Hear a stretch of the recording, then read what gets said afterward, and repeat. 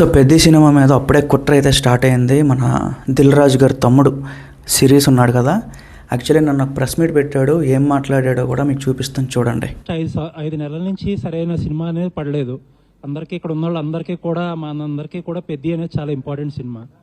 ఆ ప్రొడ్యూసర్లేమో పర్సంటేజ్ సిస్టమ్కి మేము వ్యతిరేకమని ఓపెన్గా డైరెక్ట్ ఇంటర్వ్యూలో ఇస్తున్నారు కదా ఆయన టీవీలో. మరి ఏంటి దీనికి సొల్యూషన్ ఏంటి? ఎందుకంటే ఇంకా చాలా దగ్గరకు వచ్చేసింది. అంటే సొల్యూషన్ ఏం లేదండి. యాక్చువల్లీ మేమైతే పర్సంటేజ్ విధానం అని లాస్ట్ మంత్ ఫస్ట్ నుంచే స్టార్ట్ అయినది. సో అది సంగతి. సో డిస్ట్రిబ్యూటర్స్ అందరూ కూడా కలిసి ఆ డిస్ట్రిబ్యూటర్స్ అందరికీ కెప్టెన్ లాగా కూర్చొని ఒక డిసిజన్ తీసుకున్నాడు. ఇక పైనుంచి జీవోలు వచ్చినా ఏవైనా ఆర్డర్లు వచ్చినా ఏమొచ్చినా సరే మేమైతే రేట్లు పెంచము.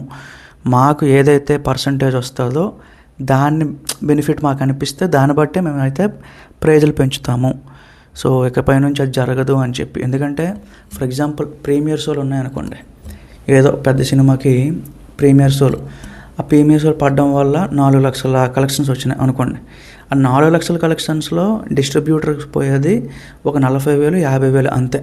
మిగతా అదంతా కూడా పోయేది అక్కడికి ప్రొడ్యూసర్ దగ్గర పోతుంది. సో వీళ్ళ బాధ అది. బట్ ఈ కాన్సెప్ట్, ఈ ఏదైతే ఇష్యూ ఉందో ఇది పెద్ద సినిమా తర్వాత కూడా మాట్లాడవచ్చు.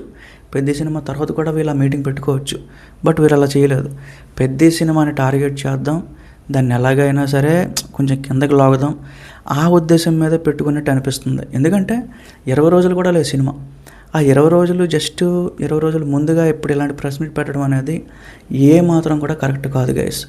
ఎందుకంటే గేమ్ చేంజర్ సినిమా అయిపోయిన తర్వాత ఇదే సిరీస్ ఏంటంటే ఒక ప్రెస్ మీట్ పెట్టి గేమ్ చేంజర్ ఫ్లాప్ అయిపోయినా సరే చరణ్ గారు పట్టించుకోలేదు, ఎవరు వచ్చి ఇలా ఓదార్చలేదు, అది ఏదని చెప్పి కథలు పెట్టేటప్పుడు అదే రివెంజ్, అదే పగ తీర్చుకుందాం అనే కాన్సెప్ట్తో ఇప్పుడు మళ్ళీ వచ్చాడా అని చెప్పి అనిపిస్తుంది నాకైతే. మేబీ మైండ్లో ఉండొచ్చు ఏమాత్రమైనా. సో చూద్దాం గైస్.